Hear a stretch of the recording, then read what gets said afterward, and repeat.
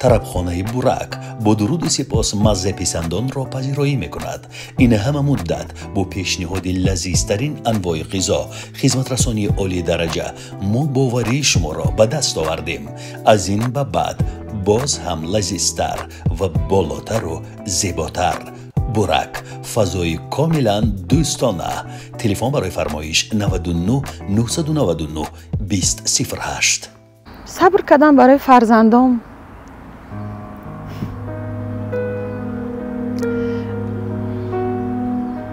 آخرش همین بود که در نزد او من خودم از زن حس نمی‌کردم.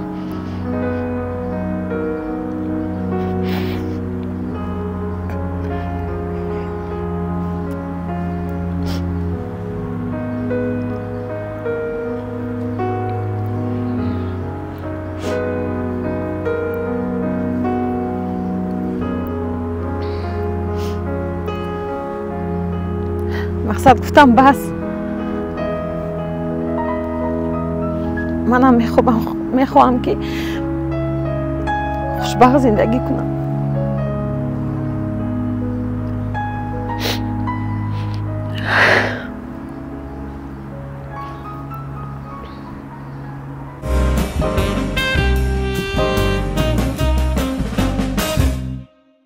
هیچ یک جمعیت سپانسر یعنی سرپرست این برنامه نیست. این رو تاکید میکنم برای شما. ما برنامه رو فقط به خاطر حفظ حقوق یک زن تهیه کرده ایم که شبیه رمان زیبای ساجیده میرزا فرشته در دوزخ است. خیلی علم‌آور است بیایی به سراغ فرزند و به زندان بیفتی. این قصه خیلی پرفاجعه رو امروز خانم صافیه با ما و شما در میان میگذارد. اولا سلام و سلام بر شما. احسان مکه. خیلی خوش آمدید به برنامه. رحمت. شما با من نوشتید، من توجه نکردم. اولا من عذر میخواهم از شما. رحمت. صافیه، بیایید از اول قصه کنید که از چی شروع شد همش. من 14 ساله شوهر کردم. شوهرم مقصد همسایه‌مو بود. هر دو ما صاحب 5 فرزند هستیم. فرزندی کلونی هم 24 ساله است. فرزندی خردی هم 8 ساله است. گرین کارت بریده بعد دولت ایمه رفتیم. در همونجا مناسبت ما ویران شد. 22 سال زندگی ما برباد گردید. در همونجا جدا شدیم و 2 فرزندم را دزدیده به دولت تاجیکستان آمد. به وطن آورد. اولش خوب بود، مناسبت خوب داشت. کودک‌ها در اینجا بودند، خودش هم تماس میگرفت، گپ میزدیم. یگام وی جدا شوی نبود. وقتی که در اینجا فهمیدم که چند زن گرفت است و میبیارد خانه میبرد و جدا شد، اومدم به فرزندام گرفته برگردانده بردن که نداد. گرین کارتاشون در دست پدرش بود، پاسپورتاشون نداد. گپ زدن و ویامون من شد با فرزندا. پدرش من کرد که با مادرتون علاقه نکنیم. صافیه، برمیگردیم به ابتدا. شما گفتید که در 14 سالگی شما رو به شوهر دادند. فکر نکنم که این انتخابی خودی شما باشد. چطور صورت گرفت؟ مقصد که پدر و مادرم معیوب هستند، گپ زدن نمیتوانند، با اشاره گپ میزنند.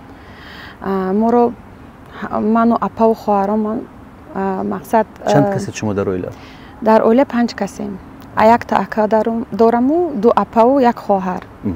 همه ما را بیبی هم کلان کردگیم. بر وقت هممون شوهر دادن. وقتی که همسایه بودن و خواستگاری آمدن، خواستن که با ابرو بر شوهر برارن و بعد خاطر جمع وفات کنن. برای همین شوهر دادم. در 14 سالگی. شما میدونید که طبق قانون ممکن نیست کودک نابالغ رو، دختر 14 ساله رو به شوهر دادن. ها میدونم.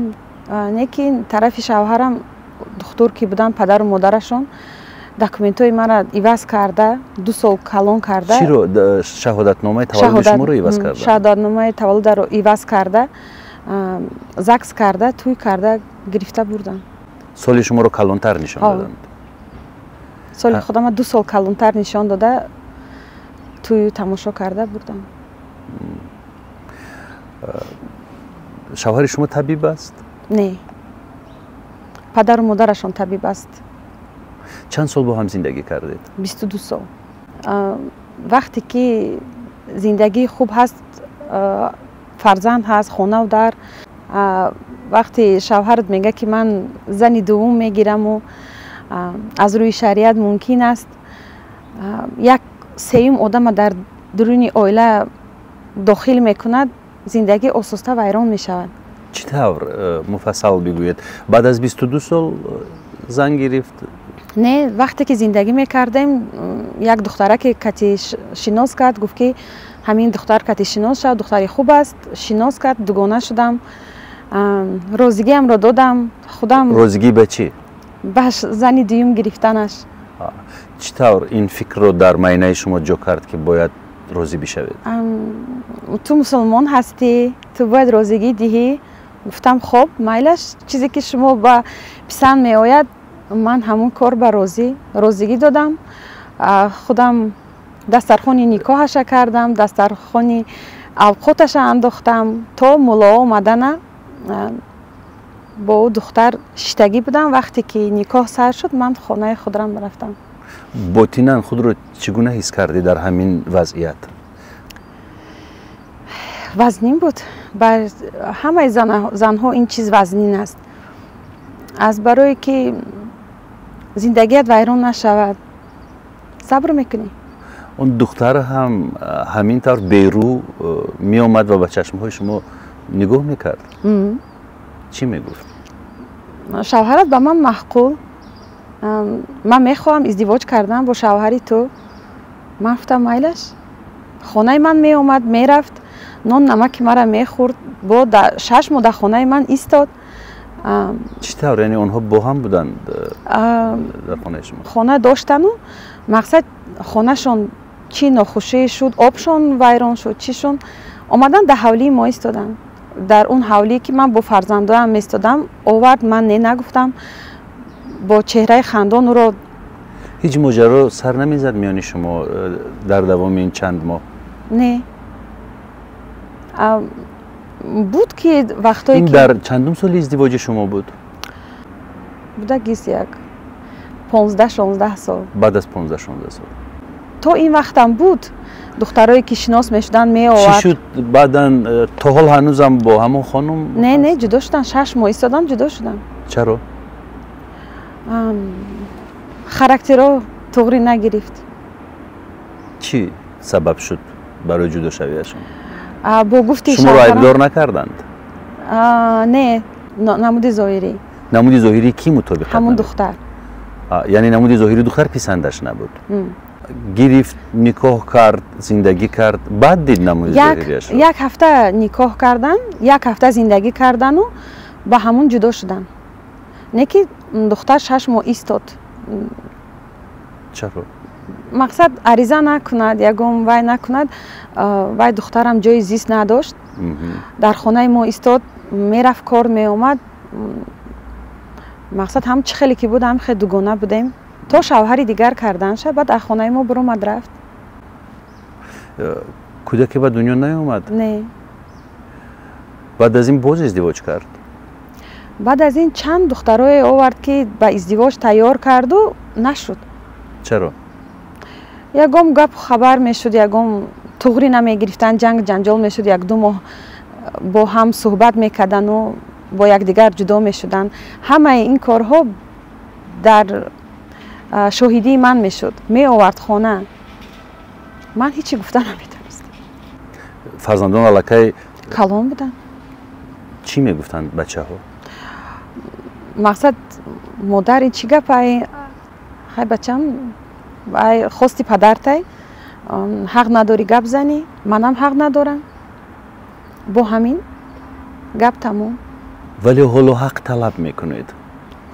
چرا با چنین خلاصه آمدید؟ چی حسی تسلیم شوی رو در شما شکست و خواستید که صدا بلند کنید؟ همون خط آخرین این مره چی بود؟ خط آخرینش همین بود که همش رو صبر کردم. 6 سالی زندگی در خانه خوشتامان و خسور، خدمت پدر و مادر او، همچون پدر و مادر خودم که به پدر و مادر کلان شدم، میخواستم که پدر و مادر او به من پدر و مادر شود. صبر کردم برای فرزندام.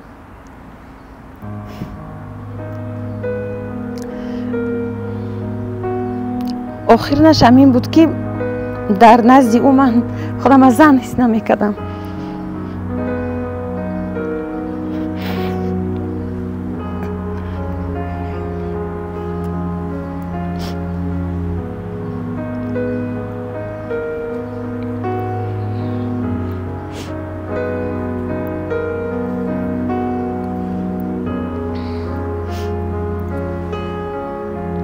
مقصد گفتم بس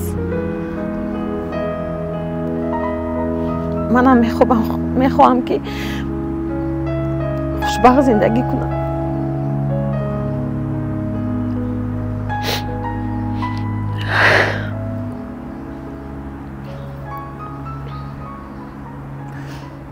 به نظر من همین حرف زدنی شما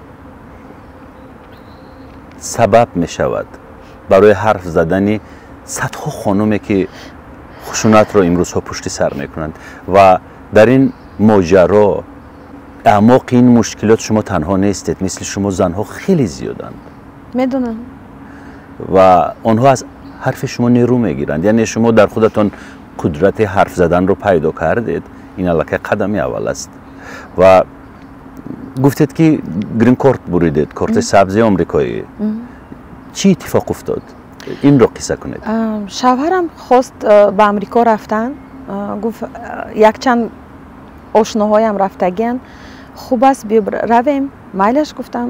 من فرزند پنجمم را نو تولد کردگی بودم. گفت میریم پر میکنیم. رفتیم پر کردیم. ماه اکتبر بود.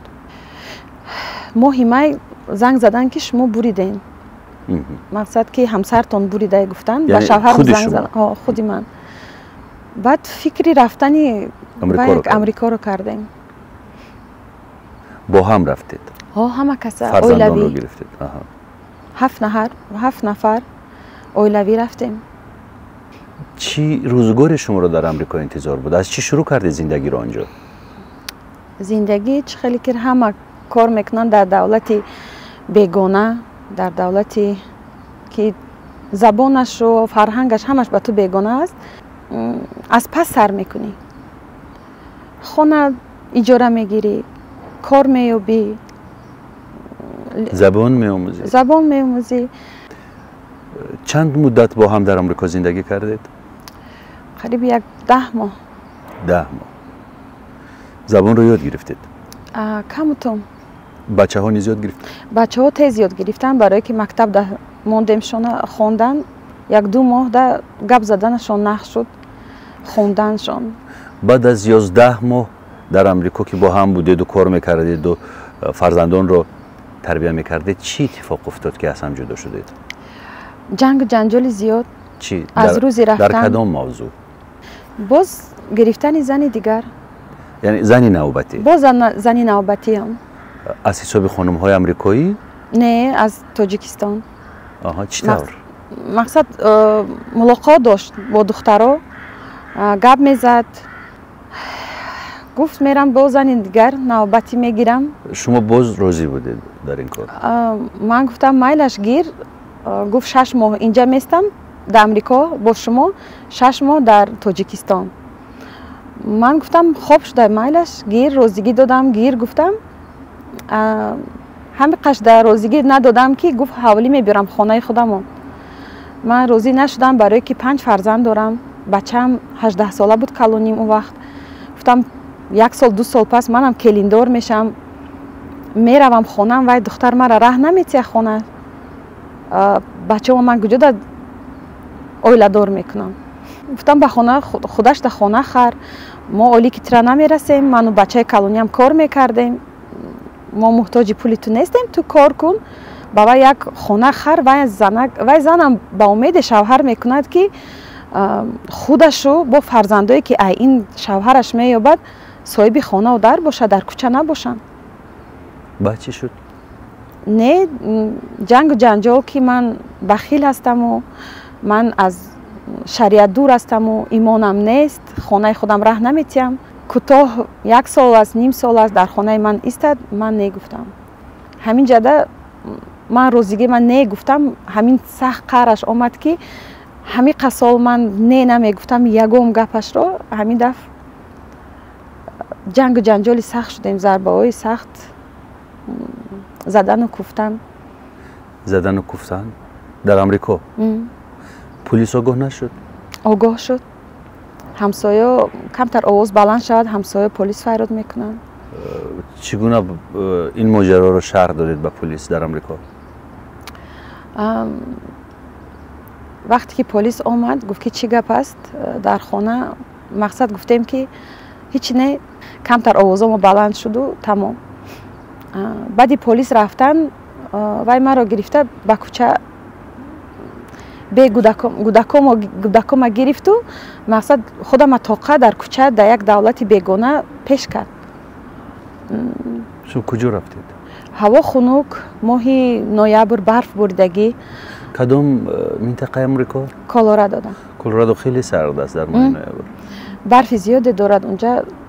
айдар берун кард пойлуч, гуфт гудако ҳатар намедиҳам, мо ба тоҷикистон бармегардем, ту ҳаминҷа бест, гудакора дигар намебинӣ.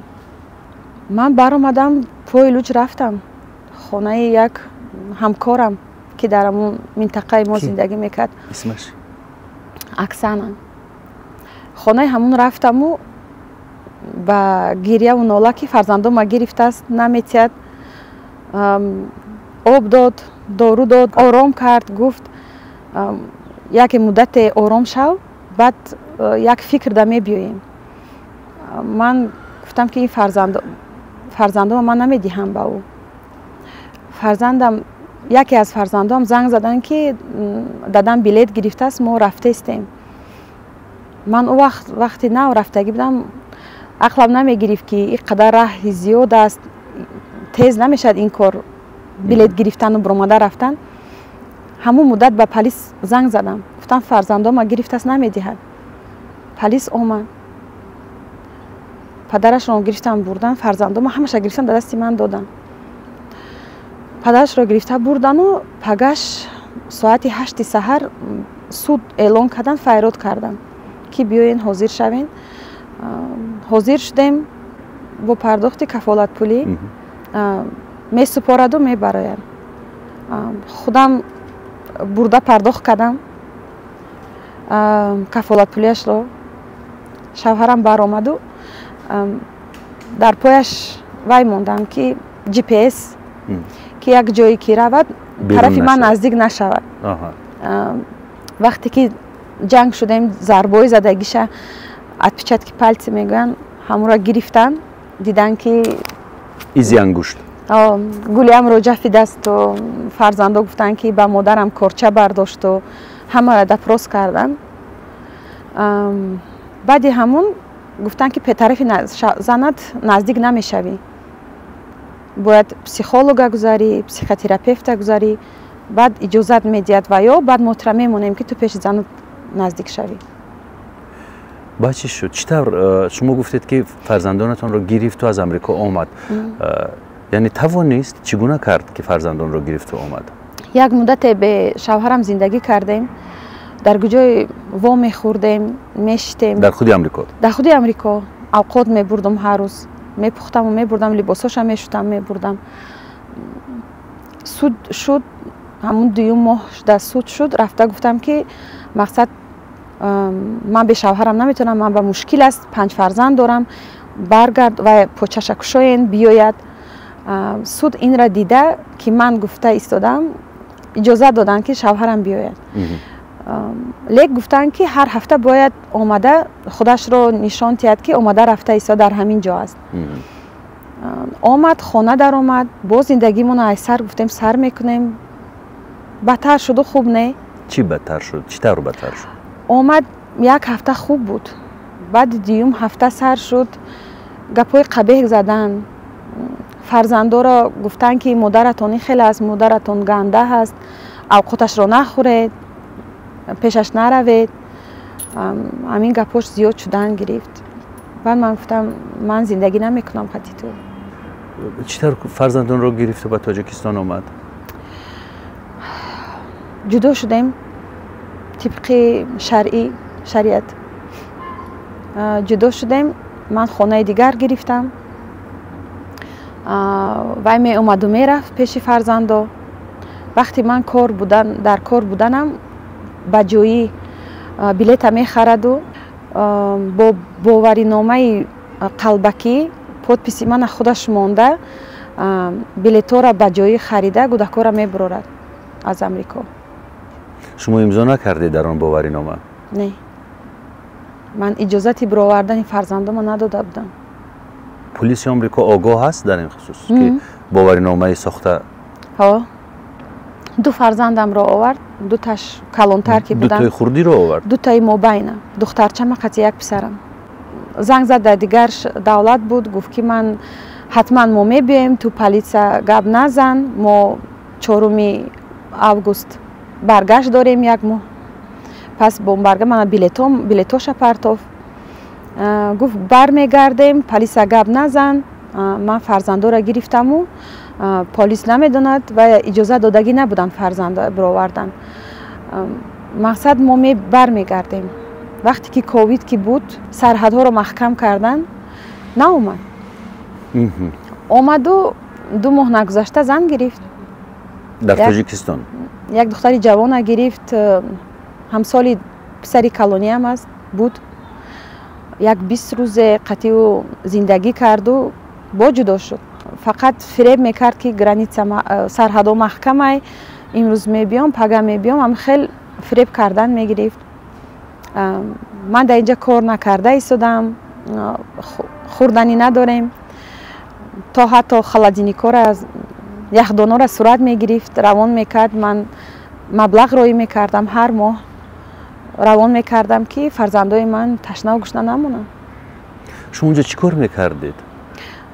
در خانه پیرانسالان یاردمچی آشپز بودم. بعد کووید نیز تمام شد و سرحدها باز شدند، نرفتند؟ نه اومد. چی میگفت؟ هم خیلی فریب کرد تا 2022 را فریب کرد. میبیام مابین این مدت 2 تا زن گرفت جدا شد. بعد در بین 2-3 سال تلفن‌ها را با فرزندا ملاقات من کرد، نمرای تلفن‌هاشون علیش کرد. نموند که من قطعیشون گپ زنم. وقتی که من پول روانکنی را بس کردم و نمراشون رو علیش کردن. دیگر نموند که ملاقات کنم با فرزندم. میگفت مبلغ پولی، میگفت مقصد پول ته 22 سالی که من تو رو خوراندم پشاندم مبلغش رو ته چقدر؟ یعنی 22 سال حیات علوی چقدر ارزش داشته است که $50,000 $50,000 کار میکردم و اولیکم نبود این مبلغی که در دستی من این را بدیم. طلب میکرد گرین کارتا و راه و بلیطای هممونه. همه این رو حساب کرد و به گردن شما زد؟ ها، همه رسخودا را باید تو بوتی، همه پولی بلیط و قزاقستان رفتن و مبلغ چی خراجاتی که برای گرین کارت شده است تو در اونجایی تو باید مبلغش به من برگردانی. با بالای این 22 سالی که اون به من نان داده است و لباس پوشانده است من باید برمیگرداندم. اول $50,000 بود. بعد کمی مدت گذشت حساب کتاب کرد زیادتر 70 شد. با یک مدت گذشت 100,000 شد. یک 30,000 روان کردم. کم کم مقصد که یک لوخ داده نمیتوانستم من این پول رو برای که نداشتم. بر عوض پرداخت 100,000 باید چی میگرفتید شما؟ فرزندام را.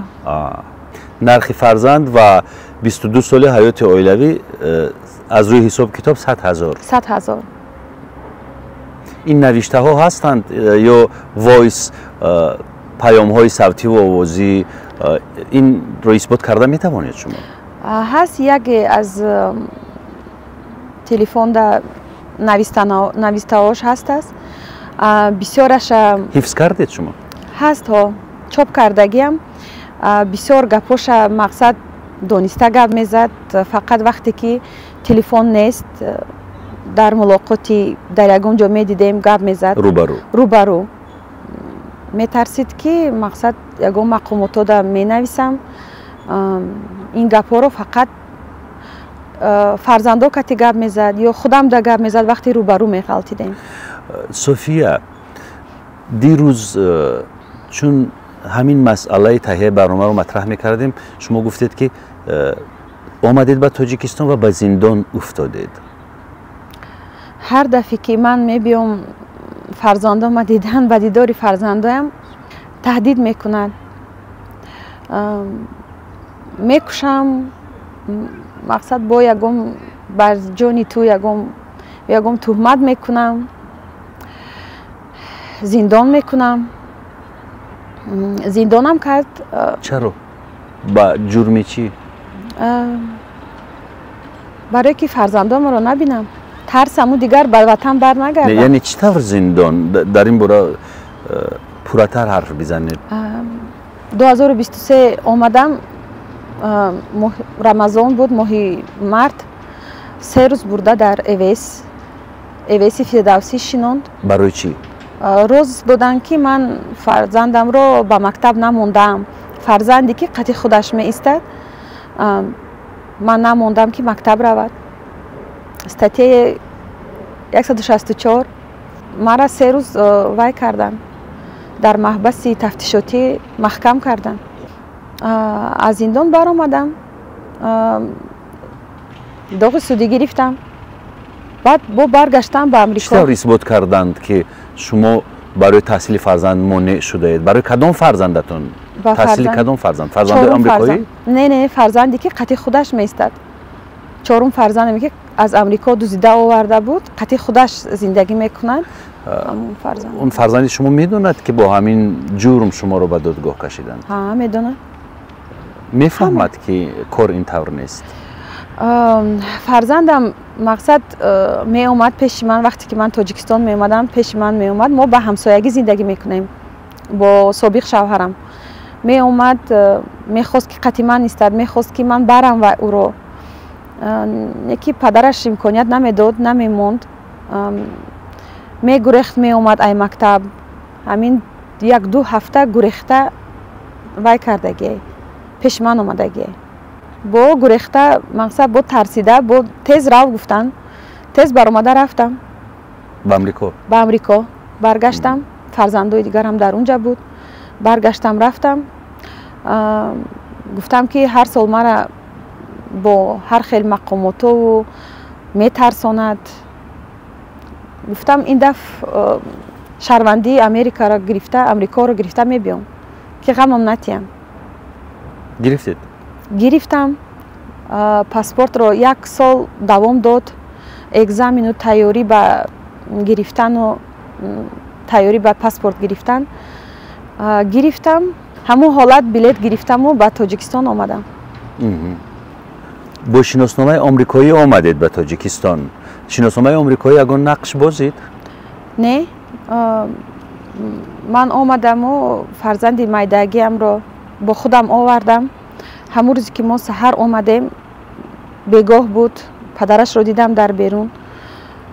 файрод кардам. гуфтам ки фарзандата овардам. вай мехоҳад туро бинад. туям мехоҳӣ бинӣ. мон ки ман дигар фарзандо манам бинам. ҳичи нагуфту биё гуфт. фарзандамро гирифта ба ҳавлияш дохил шудем. 10 муддате бо 2 фарзандам гапӣ шудем. мақсад қатиам гап назаданд. фарзандо бо тарс гап заданд. пешам наздик намешаванд. ягом гап мепурсам, тарафи падарашон нигоҳ мекунанд, баъд як сухан гап мезананд қатиман. фарзанди хурдиамро пурсидам ки чанд рӯз мести бо падарат? Гуфт 3 рӯз. 3 рӯз пас биё манро гир. Майлаш гуфтам. туҳфаҳои гирифта овардагиамро додаму аз хонаш баромадам, ба хонаи бародарам рафтам ки бо ҳамсоягарӣ зиндагӣ мекунем. ҳамин хел рафту омад. фарзандам меомад, мерафт. духтарам умуман мулоқот надошт, намемонд падараш. духтарама бисёр тарсондагӣ аст ки модарат туро бурда мефурӯшад дар Амрико, модари ту гапои қабеҳ, модари ту паст аст, туро бурда мефурӯшад. духтарчама тарсондагӣ аст. кай ки ман чанд сола аст ин духтарча? 17 сола. вақти ман қатъияш мулоқот мекунам, мегӯяд ту мая бурда мефурӯшӣ. падарам гуфт ки ту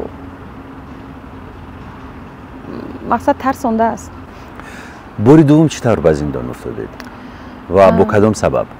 рафтам ба хонааш, гуфтам фарзандамро гирам. навбати ман шуд фарзандоро гирифта ба шаҳр буровардану ягон либос харидан.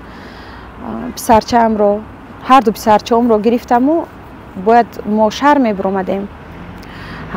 ҳамун ҳолате ки ман фарзандо биромадан дар мошин шиштан омад.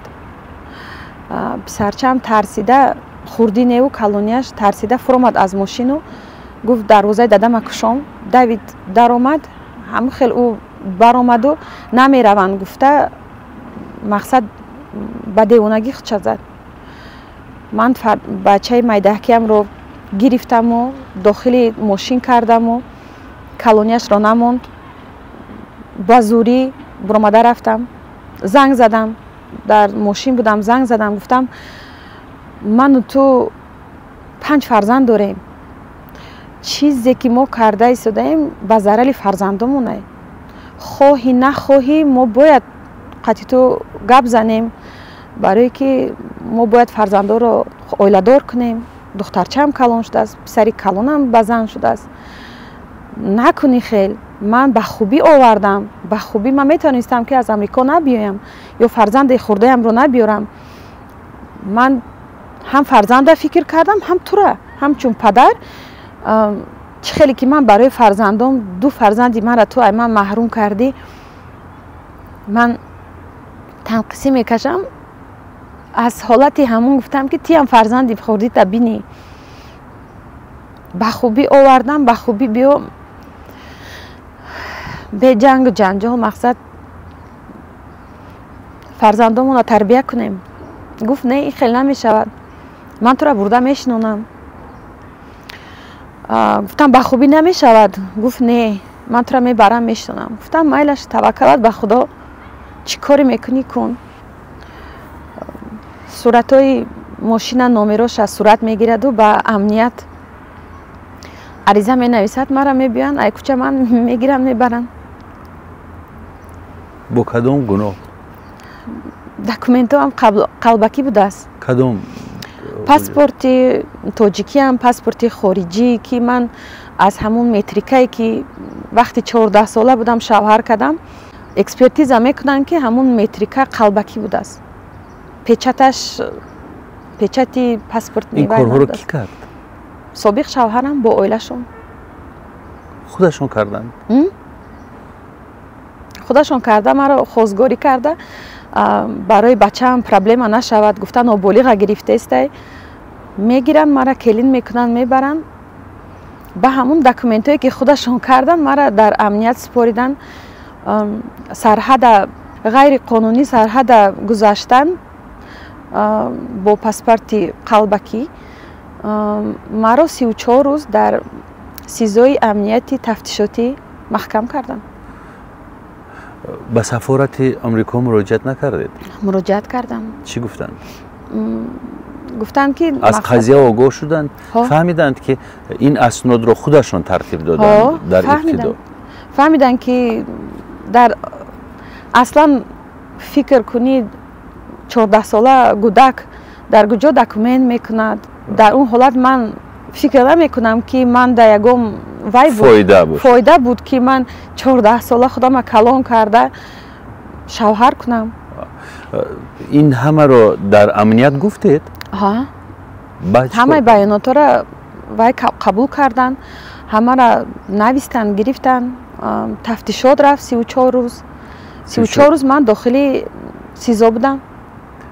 سفارت مساعدت نکرد برای رها شدنشون؟ مساعدت کردن. تفتیشات که رفته ایستاده بود گفتن تفتیشات قانونی شود، اجرا شود. برای هم انتظار بودن که چی میبراید، چی میشود. از اونجا بر اومدید و در همین مسئله عریضه پیشکش نکردید؟ کردم عریضه پیشکش. چی شد؟ وقتی در زندان بودنم فرزند خردیم رو گرفت، با مقامات های اوباب آمده آدم ربایی گفته از خانه برادرم فرزندم رو مجبوری کشیده میگیرند. اکم و ینگم رو به اوباب برده. مقصد میترسانند که شما غیر قانونی فرزند گودک در اینجا قبیده ایستاده این، باید شما بتین. مجبوری میگیرن، میترسانن، میگیرن میبرن. نریاد میگیرد میبرد. فرزندم رو از من میگیرن. بعدی که از زندان برآمدم گفتن که فرزندت رو آورده میدهد تا مدتی که از همون حبس خانه میبری. سود شد با جریمه. جوابم جریمه کردن؟ مرا سود شد 2 استاتیا کردی جریمه سپریده برآمدم. اما زمان 14 سال داشته، چرا تفتیش نکردن که یک کودک 14 ساله نمیتواند رفته چند سال خودش رو کلان کند و سند بگیرد؟ اینشا نمیدونم اکا. من داغ سودی گرفتم، با 2 داغ سودی گرفتم که همین دکومنت قلبکی را من خودم کردم. سرحد درآمد و برآمد کردم. این تاثیر نرساند با بازگشت شما به امریکا؟ نه، من حالی نرفتم. تاثیر نمیرساند؟ تاثیر نمیرساند، نه. از کجا فهمیدید که تاثیر نمیرساند؟ با کنسول وا خوردم، پرسیدم سوالا ما دادم، گفتم یگام وای دارد. گفتن نه، این کار 26 سال پیش شده است، خودت 14 ساله بودی. ولی چرا گناهکارانی این قضیه رو با جوابگری نمیکشند؟ یک کودک 14 ساله نمیتواند خودش اسنادش رو تغییر بدهد؟ نمیدونم. عریضه کردید؟ عریضه کردم. در کجا؟ پروکوراتورای گنرالی. گفتن ما عریضه را دیده میبریم، تفتیشات میگذارونیم، شاهدا را میپرسیم، همسایه ها را همه را میپرسیم، به یک نتیجه میبیم. تا حالی هیچی نیست. حالا چی تصمیم دارید؟ چی میخواهید؟ فرزندم را گرفتن.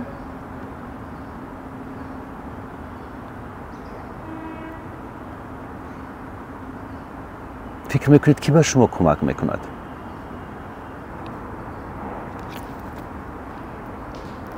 فکر میکنم زن هیچ که گپش گوش نمیکند.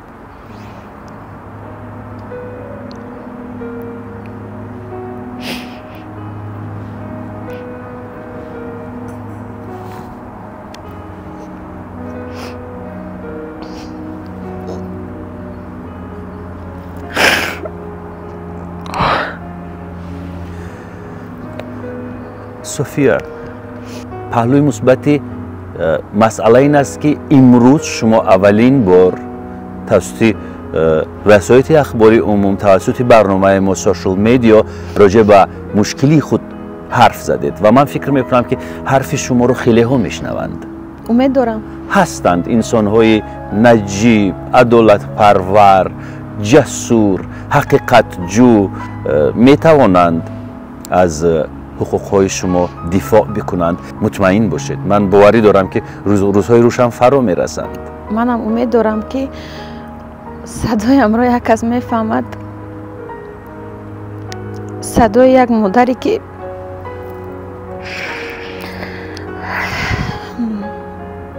به جستجوی فرزندش آمده است.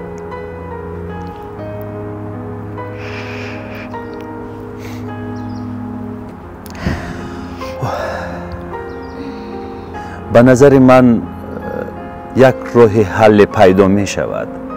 فقط شما امید رو از دست ندهید و امید ببندید اول به خدا، به خودتون، به قانون که ما در جامعه دموکراتی زندگی میکنیم و این شهر به دروازه نیست، این ملک به صاحب نیست. با این چیزهایی که من نمبر کردم حتما ایمان بیاورید و امید ببندید. ما هم از روی قاعده های وسایل اخباری عموم اسم آن مرد را به زبان نآوردیم، ولی اگر آن مرد نیز آماده است مثل صوفیا بیاید و حقیقت خود را در میان بگذارد با ما و شما، ما تیاریم که دعوت بکنیم و یک صحبت دیگر با آن مرد پیشکش کنیم برای شما، برای روشن گردیدن این قضیه. ولی منتظر میمونیم که آخری این قضیه چی خواهد شد. چیزی که شد یا نشد، ما در شکل یک گزارش یا یک صحبت دیگر اگر صوفیا با آمریکا هم برود آنلاین شاید صحبت میکنیم و از نتیجهش شما رو خبر خواهیم داد. خاطر رسان میکنم در آخر برنامه ما در اساس یگان لایحه بین المللی یا منطقوی برای حفظ حقوق زن تهیه نشده است، چون یگان لایحه مبلغ گذاری می شود، بعد در دو تاز میزنند و زنهای خشونت شده رو از کجای میابند و گزارش تهیه میکنند. نه هیچ سرپرست برنامه ما ندارد. سرپرست ما دل زیبای ما است، رفیقان ما هستند که این مسئله ها رو در میان میگذارند و ما کوشش میکنیم که با کسی یک کمک کوچک کرده باشیم. برنامه ما در دایره لایحه انسانی تهیه شده است. خداحافظی میکنیم با امید روزهای خوش و روشن برای صفیه و فرزندانش.